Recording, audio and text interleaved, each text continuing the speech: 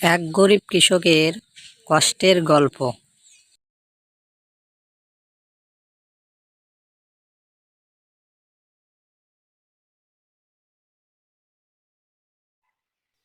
দূর চাই, সারাদিনে একটা কাজও পাইলুম না। বাড়ি গেলে গিন্নি যে কি যে বলবো। গিন্নি, গিন্নি, ও গিন্নি, কি হয়েছে? অত চিল্লাচিল্লি করছো কেন? আর কইও না গিন্নি, আজও আর কোনো কাজ পাইনি। ও মা, কথা, আজও কোনো কাজ পাওনি? আজ 2 দিন হচ্ছে তুমি কোনো কাজ করছো না।